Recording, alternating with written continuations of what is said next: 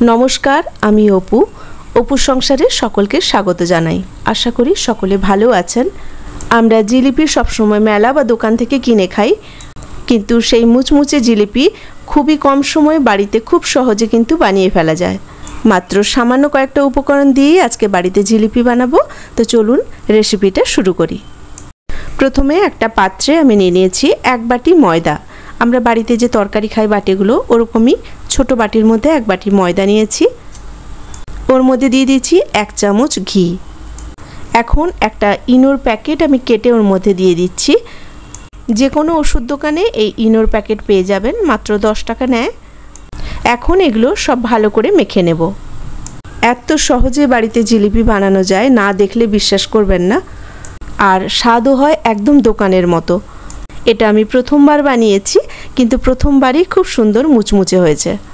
শুকনো ময়দাটা মাখা হয়ে গেছে। এখন এর মধ্যে আমি জল দিয়ে একটা থকথকে ব্যাটার তৈরি করে নেব। তবে ব্যাটারটা কিন্তু একদম মোটাও হবে না, আবার বেশি পাতলাও হবে না, তাই একসাথে জল দেওয়া যাবে না। অল্প অল্প করে জল দিয়ে ব্যাটারটা তৈরি করে নিতে হবে।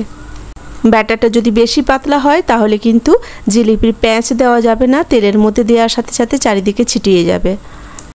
এইটা একটু মাথায় রাখবেন। আর ব্যাটারটা খুব ভালো করে ফেটিয়ে নিতে হবে। ব্যাটারটা রেডি হয়ে গেছে, ওটা আমি 10 মিনিট রেস্টে রেখে দিয়েছি। এখন রসটা তৈরি করে নেব। কড়াইতে দিয়ে দিলাম 1.5 কাপ চিনি। 1.5 কাপ চিনিতে জল দেব 1 কাপ। ভালো করে রসটা একটু ফুটিয়ে নেব। জিলিপির রস সবসময় একটু বেশি চিটালো হয়, তাই 1.5 কাপ চিনিতে আমি এখানে 1 কাপ জল দিয়েছি। আপনারা চাইলে 1 কাপ চিনিতে 1 কাপ জলও দিতে পারেন। রসটা একটু ফুটে গেছে। এখন এর মধ্যে দিয়ে দিচ্ছি ইয়েলো ফুড কালার।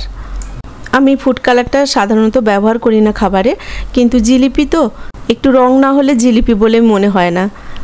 কালারটা দেওয়ার পরে আরও একটুক্ষণ ফুটিয়ে নিয়েছি। এখন রসটা একদম রেডি হয়ে গেছে।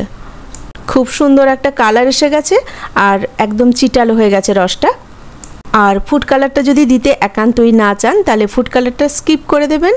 সেক্ষেত্রে চিনির বদলে গুড় দিয়ে তৈরি করতে পারেন, তাতেও কিন্তু ফুড কালার ছাড়াও এরমই কালার আসবে। এখন যে ব্যাটারটা রেডি করে রেখেছিলাম ওইটা একটা দইয়ের প্যাকেটের মধ্যে আমি ঢেলে নিলাম। যে কোনো দইয়ের প্যাকেট বা দুধের প্যাকেট বা নুনের প্যাকেটের মধ্যে এইভাবে ব্যাটারটা ঢেলে নিয়ে মুখের কাছে একটুখানি ফুটো করে দিতে হবে।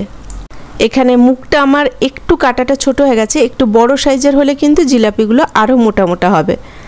তেলের মধ্যে একটু ঘুরিয়ে ঘুরিয়ে জিলাপির প্যাঁচ দিয়ে দেবেন, আর দেখবেন তেলে দেওয়ার সাথে সাথে এগুলো ফুলে একদম ডাবল হয়ে যাবে। জিলিপিগুলো মোটামুটি ভাজা হয়ে গেছে। এখন এগুলো আমি তুলে নিয়ে রসের মধ্যে দিয়ে দেব। গরম জিলিপি তুলে সঙ্গে সঙ্গে গরম রসের মধ্যে দিয়ে দেবেন, তাহলে চটপট রসটা টেনে নেবে। খুব সুন্দর হয়েছিল জিলিপিগুলো, ভেতর অবধি রসও ঢুকেছিল আর অনেকক্ষণ পর্যন্ত কিন্তু এরকম মুচমুচে ছিল। কেমন লাগলো আজকে জিলিপির রেসিপি ছোট্ট একটা কমেন্ট করে জানাবেন। আর যদি ভালো লেগে থাকে তাহলে একটা লাইক দিয়ে দেবেন।